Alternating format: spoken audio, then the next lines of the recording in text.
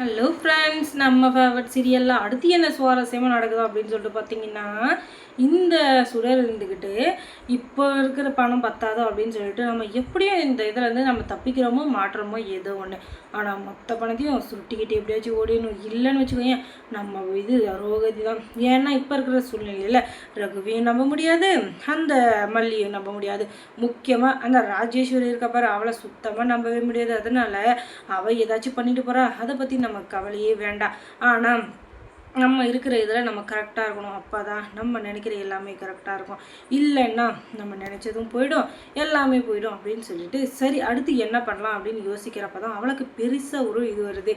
ஏன் நம்ம இந்த 3 பேரையும் ஒரே நேரத்தில் பணத்தை வைக்க சொல்லி மொத்தத்தையும் அவங்கவுங்கள கன்ஃபியூஷன் பண்ணி நம்மளே படத்தை அடிச்சிடக்கூடாது அப்படின்ற ஒரு பிளானை போடுறா. அது என்னென்னா, ரகுவை இனிமேல் நம்பி பிரோஜனம் இல்லை, ரகுவை நம்ம ஏதாச்சும் ஒன்று பண்ணிடலாம் அப்படின்னு சொல்லிட்டு இவ பிளான் பண்ணியிருக்கிறான். ஆனால் அதுக்கு முன்னாடி அந்த ராஜேஸ்வரி வேற ஒரு பிளான் பண்ணிங்கிறா. அது என்னென்னா, ரகுவை வீட்டுக்கு வர சொல்கிறா. உங்ககிட்ட ஒரு முக்கியமான விஷயம் பேசணும், எதையும் ஃபோனில் பேசி சரியாகாது, அதனால் நீங்கள் நேரில் வந்தீங்கன்னா சரியாக இருக்கும் அப்படின்னு சொல்லிட்டு ஃபோன் பண்ணி வர சொல்கிறா. எதுக்காக அப்படின்னு சொல்லிட்டு பார்த்தீங்கன்னா, அந்த சுடரை போட்டு தள்ளுறதுக்காக தான். அது தெரியாமல் வந்தால் நம்ம ரகு இருந்துக்கிட்டு, என்ன ஏதோ முக்கியமான விஷயம்னு சொன்னீங்க என்ன அப்படின்னு சொல்ல, முதல்ல உள்ளே வாங்க, முக்கியமான விஷயம் பேசுகிறப்ப ரோட்டில் என்னென்னு பேச முடியும் அப்படின்னு சொல்ல, சரி சரி இப்போ வச்சு சொல்லுங்கள் அப்படின்னதும், உங்களுக்கு அந்த சுடர் நல்லா இருக்கணும் அப்படின்ற எண்ணம் கொஞ்சமாச்சும் இருக்குது. ஏன்னா இத்தனை வருஷமாக நம்ம கூட இருந்தாலே நமக்கு ஒரு ஃபேவராக வேலை செஞ்சு கொடுத்தா, நம்ம எவ்வளோ ப்ராடு வேலை பித்தலாட்டு வேலை பண்ணாலும் எல்லாத்துலையும் நமக்கு கூட இருந்தால். ஆனால் இப்போ நம்மளை எதிர்பார்க்காம நம்மளை கலட்டி விட்டுட்டு மொத்த பணத்தையும் ஆட்டிய பொண்ணு அவன் நினச்சிட்டா. அதுக்காக நீங்கள் ஜெயிலுக்கே போனாலும் பரவாயில்ல அப்படின்னு சொல்லிட்டு அவன் நினச்சிட்டா. அதுக்காக நீங்கள் எதுவும் ஃபீல் பண்ணாதீங்க. இப்போ நான் நினைக்கிறத நீங்கள் நினைக்கிறீங்கன்னா கண்டிப்பாக உங்களுக்கும் எனக்கும் ஒரே வேவ் லென்த் அப்படின்னு சொல்லலாம். இல்லைன்னு வச்சுக்கோங்களேன், நீங்கள் நினைக்கிற தப்புன்னு சொல்லிடுங்க, நான் இப்போவே இதை விட்டுறேன் அப்படின்னு சொல்ல, என்ன சொல்ல வரீங்க எனக்கு ஒன்றுமே புரியலையே ராஜேஸ்வரி அப்படின்னு சொல்லிட்டு இந்த ரகு இருந்துட்டு கேட்க, உங்களுக்கு இன்னுமா புரியல, நான் சொல்கிறத கேளுங்க, நல்லா கேளுங்க. இப்போ இருக்கிற சூழ்நிலையில் அந்த சுடர் வெளியே இருந்தாலும் உங்களுக்கும் ஆபத்து, எனக்கும் ஆபத்து. அதுவும் இல்லாமல் அவள் பண்ணுற வேலை கொஞ்சமாக நஞ்சமாக ரொம்ப ஓவராக போயிட்டுருக்கா.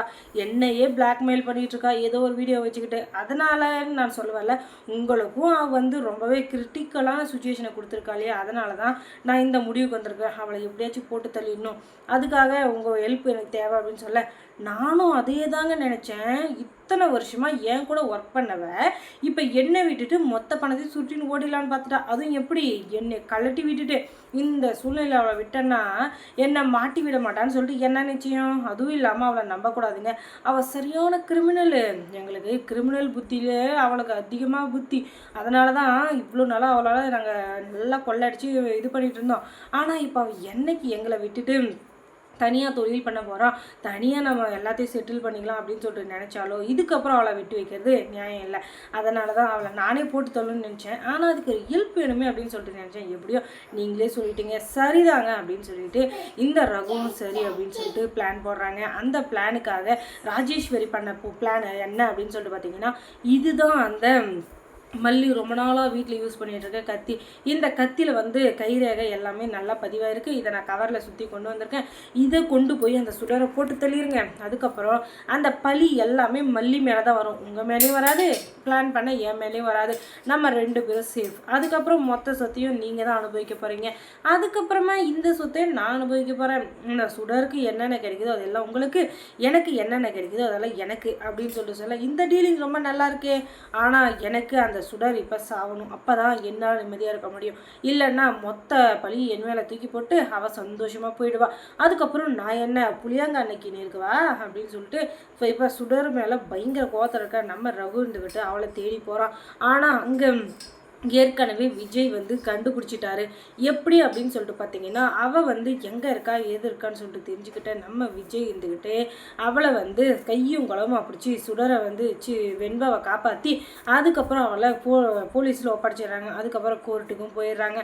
கோர்ட்டுக்கு போனவங்க சும்மா இருப்பாங்களா, அங்கே போனதும் இந்த சுடர் என்னென்ன பண்ணா எது பண்ணான்னு சொல்லிட்டு எல்லாத்தையும் சொல்லி அதுக்கப்புறம் அவளுக்கு தண்டனை வாங்கி கொடுக்குறப்ப இவ திமிரும் திரும்பவும் பேசிகிட்டு இருக்க. அதுக்கப்புறம் ஜட்ஜி இருந்துக்கிட்டு ஜட்ஜிமெண்ட்டு கொடுத்துட்றாரு. அந்த ஜட்ஜிமெண்ட்டு என்ன அப்படின்றத நீங்கள் தெரிஞ்சுக்கணுன்னா முதல்ல நம்ம சேனலை சப்ஸ்கிரைப் பண்ணுங்கள். அதோட பக்கத்தில் இருக்க அந்த பெல் ஐக்கானை கொஞ்சம் கிளிக் பண்ணி விடுங்க. தொடர்ந்து இந்த சேனலுக்கு சப்போர்ட் கொடுங்க. தேங்க்ஸ் ஃபார் வாட்சிங்.